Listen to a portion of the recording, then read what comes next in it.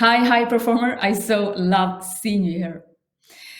If you've ever been to a business network, you might have felt a bit intimidated by everyone else having their perfect pitches, or for example, you feeling like yours wasn't as great and so on.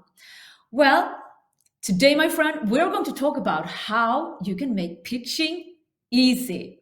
This is Maria Linden, trainer and high performance coach, helping you to reach success and fulfillment.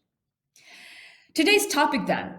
Well, many might think that when you go business networking, you need to have this suit and you need to look so stiff and professional, and you have to have this perfect elevator pitch. And yes, it's like many times this can be a good thing. However, what is even more important is, of course, the energy you're carrying, that you're feeling safe and secure in yourself, and also that you are being clear in your communication. So let me now present to you 3 different ways for how you can pitch. The first way for pitching is, of course, for you to use the standard pitch. And here you will answer 3 questions. We have also covered this in a previous video called Nail Your Niche. But here, when it comes to your standard pitch, the first question that you answer, here you will talk about who you're helping. So here you will answer, I help, and then you fill in the blanks about your target group. It could be men or women or parents or dogs or, teachers and so on. The second thing that I want you to answer here is where you describe their problem, the challenge they have, or the pain they have. And here you will say who are, for example, struggling with, or are being challenged by, or are suffering from, and then you describe the problem. As the third step, you will, of course, talk about the solution, or the result, I should say. So the result they actually get. And here you will say to get, and then you describe the result they get thanks to working with you. So that is the formula that you can use, and it's a magical formula. You can use it for everything, both when it comes to your pitching, when it comes to presenting yourself, when it comes to writing sales copy, when it comes to marketing, what to write on your webpage, and so on. So this is such a key. And this really is a standard pitch, and you can use it everywhere. It will also help you create calm for yourself. It will help you create safety, because even if someone wake you in the middle of the night and say, hey, it's like, we have this investor here, tell them what to do. It's like, you will know. So you will just practice, you know exactly what to say. What you can also do here is that you can adjust it. So you can also have, for example, 3 different versions of it.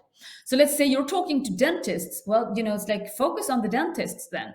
Or if you're talking to parents, you might add parents in your target group, if that, of course, is your target group. But you can adjust it also a little bit. So it's relevant for the people who are there. So that is the first way for you to pitch. Second way for you to pitch is to use what I call the playful pitch. And we love to have fun. Even if you are meeting with, like these suits and like these really professional businessmen and so on, people still love to have fun. People still love authenticity and honesty. So here, the playful pitch is, I would say, more of an icebreaker. This is more of a conversation starter. So let's say you're at a network or an event or a class or training or workshop or some sort, or a party. You can use the playful pitch instead. So when people approach you or they ask you, so what do you do, or what do you work with, or what is your business? You can say, instead of having this like standard pitch, you might just say, for example, okay, so let's say you're a therapist. You might say, well, I help people both laugh and cry while drinking coffee. And they're like, okay, well, what do you mean by that? And then you can just continue and have a really relaxed, wonderful conversation and get to know each other. So it takes the pressure off you. One of my also clients, she used this metaphor. She was teaching self-love to women, and she had this metaphor with a cat. And when she had the playful pitch, she was using it like this. Well, what do you do? Well, I help women to bring out their inner cat, meow. And it's just like so funny. And like you cannot not become curious when someone says that, and does it also with a little wink, So start finding playful ways for how you can just open a conversation and have people become more curious and ask more questions about what you do. So that was pitch number 2. Pitch number 3 now is what I call the captivating pitch. And especially if you are at a business network. There might be 30 people there might be 60 people there, and everyone is going to do their pitch, for example, 30 seconds or 45 seconds. You only have a few seconds to make an impression. And that is why I want you to use this time well. If you don't know exactly what your elevator, your standard pitch is, then you can instead use the captivating pitch. And here I want you to use your assets. It's like if you have a great voice, use that voice, use that tonality. Use, for example, you can have pauses in between where people are just being captivated by you. They are waiting for you to share the next sentence or word. You can also, for example, use, like me, I have a background in singing or dancing. And even if I do training and coaching, it's like, this will help me stand out. If I go up there and like I sing something, people are going to be like, oh, they're going to remember me. And, it's like, you can use whatever you have. Even if you have like weird sense of humor, you might even like have something, talk about something, it's like, I watched this zombie movie the other night and it made me think about people's fears. Well, personally, it's like, you can use whatever it is that sets you on fire and that makes you more charismatic. And it does not have to mean that you're like, whoa. Instead, if you are being more subtle, people are going to feel that too. But you also need to take up that room. You need to just take in the room. You need to be so present that people feel it. You can also use, for example, engage people. So let's say you can tell them, well, for example, that do a high five with your neighbor, or for example, tell yourself you rock. People love that because they're so hard on themselves. So you can also use, for example, a physical product if you have a book, or if you have clothes or makeup, or if you have something with health, you might bring something there. But you can use something that makes you stand out, so to make it captivating. My friend, I so hope that you enjoy these tips and that it sparks some inspiration for how you can make pitching more fun and more easy for you. Let us now summarize what we have been covering in today's video.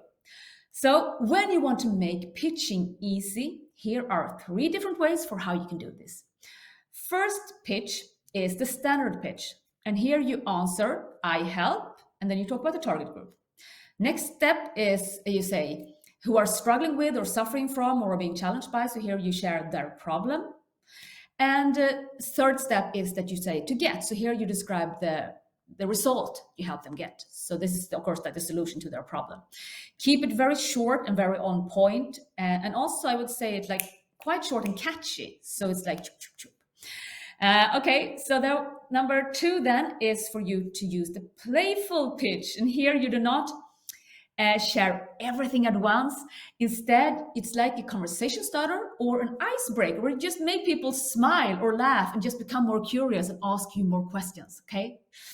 So here we have the example with I help women to bring out their inner cat.